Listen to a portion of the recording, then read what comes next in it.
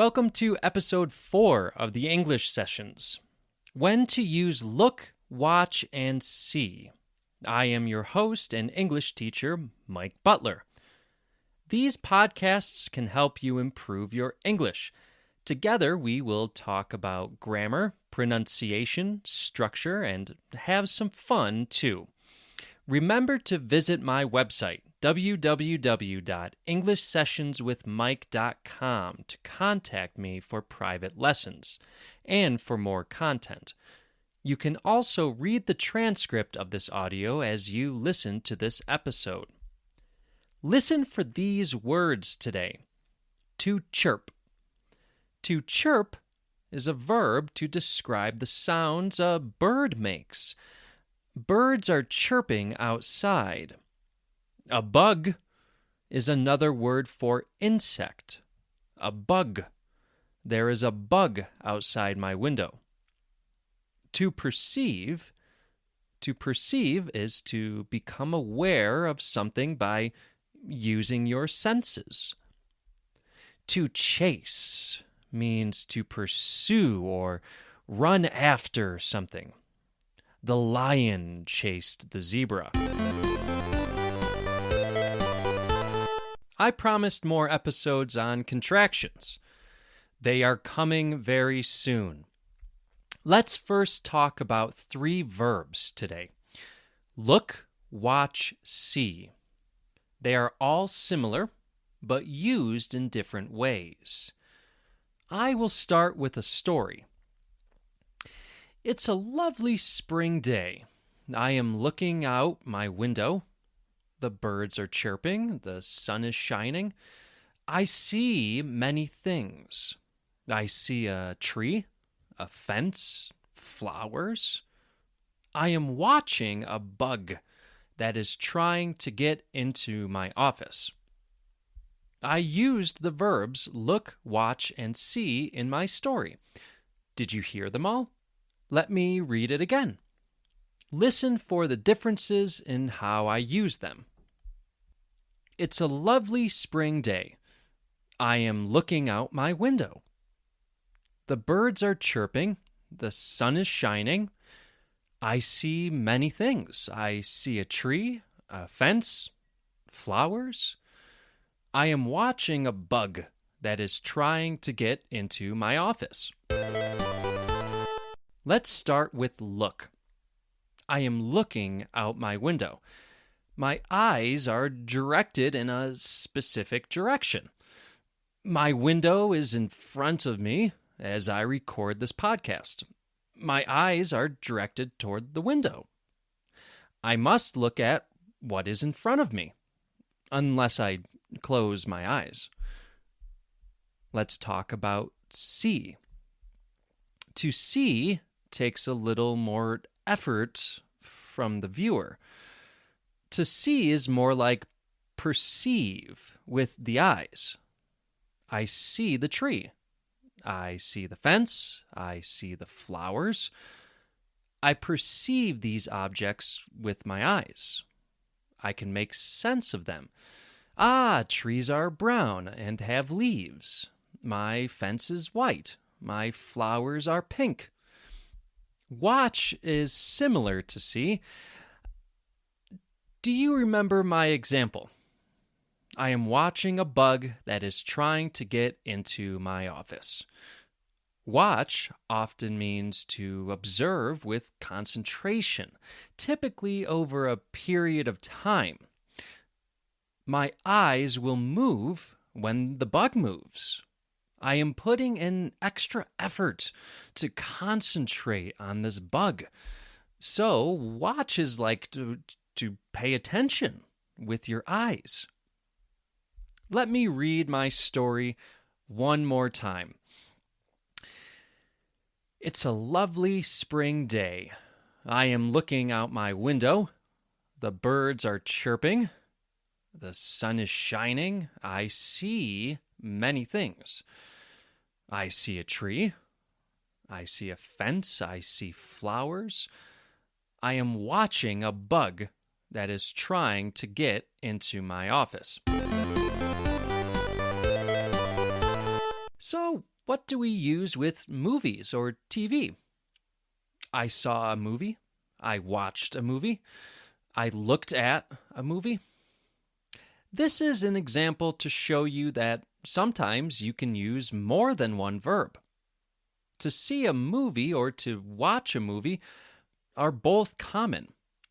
For example, I watched a new Marvel movie yesterday, or I saw the new Marvel movie yesterday. Both are correct, both are common, and both have about the same meaning. But those are all in the past tense. You watched the Marvel movie. You concentrated on the images over a period of time. But also, you saw the Marvel movie. You perceived those images and made sense of them. So, both saw a movie and watched a movie are common. In the present, it is much more common to use watch for movies or TV. Hey, Bill, what are you watching on TV? I'm watching the news. Come watch it with me. Why is watch more common to use in the present? Well, just remember my example from my story. I am watching a bug. It is more accurate for what we do when we are concentrating on something over a period of time. Try to remember that time is passing in the present. So we often describe what happens in the present with a continuous action, right? I am talking to you. You are listening to me. My friend is watching TV, and I am watching this bug at my window. So my friend is watching TV, and I am watching this bug at my window. It is important to remember that it is very common for more than one of these verbs to be used in different sentences, just like with many different verbs in many different languages. Don't stress about it too much. Your listener will probably understand even if you don't use the most common verb. Don't worry. Learning another language takes time.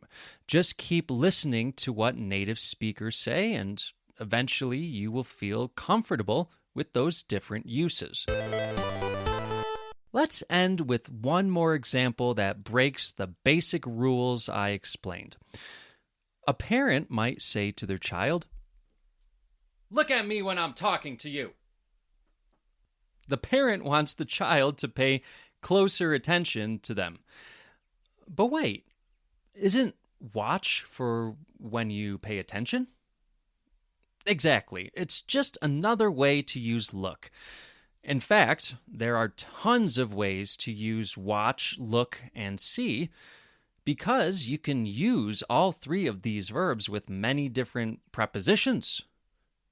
If you want to learn more about that, research prepositions, phrasal verbs, transitive and intransitive verb use, and I promise we will talk more about those subjects in future episodes. Just remember, sometimes the most common verb does not follow these basic rules, and sometimes more than one verb can be used. One more time with the examples from my story. I am looking out my window.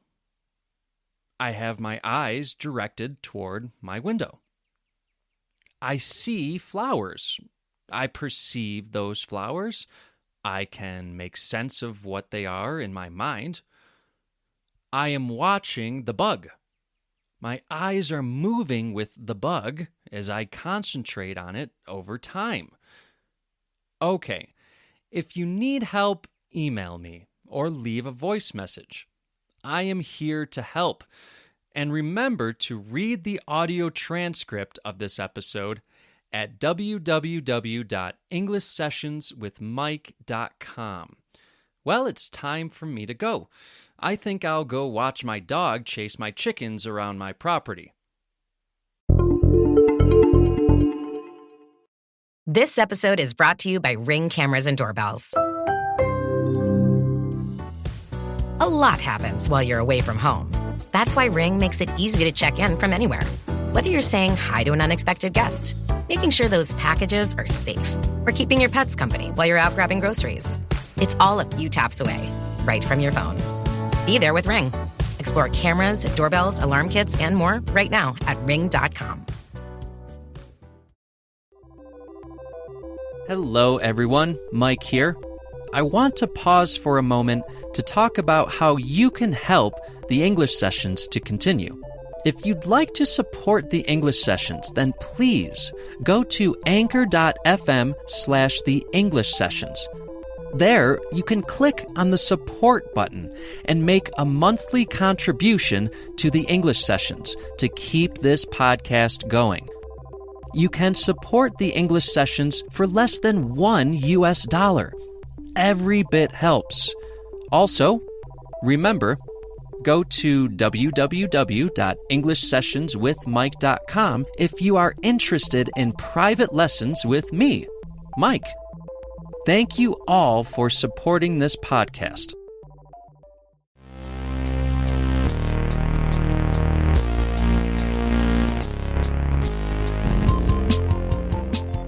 It's Mike, your host of Get the Word, an etymology podcast for word nerds. We'll talk about the history and origin of words in English.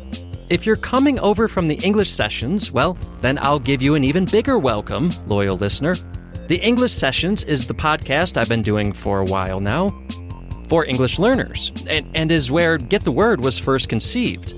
I decided to make Get the Word its own podcast since I started to realize I was making content more for native speakers with these etymology episodes, which seemed to warrant its own feed. Don't worry though, for those of you who are English learners, there will still be transcripts of the episodes on the website. Look for details in the show notes. Get the Word, an etymology podcast for word nerds. Available on Spotify, Apple Podcasts, and wherever you get your podcasts.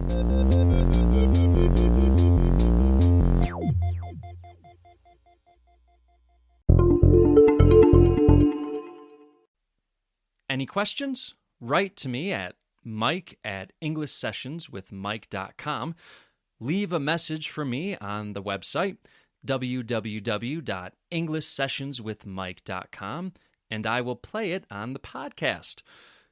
Make sure to subscribe to this podcast so you won't miss an episode. Visit www.englishsessionswithmike.com for more content. And again, a reminder, if you listen to the English Sessions on Apple Podcasts, please rate and review this show. A 5-star rating really helps to promote this podcast. It's one of the best things you can do, and you can make a donation to the podcast if you go to anchor.fm/the English Sessions. There is a place to make a donation. I'm still contemplating on bonus material or other incentives if you make donations. But yes, please rate and review to help out the podcast and spread the word. Spread the word on your social media pages and to anyone who is learning the English language. Thank you all for listening. Until next time, this is Mike signing off.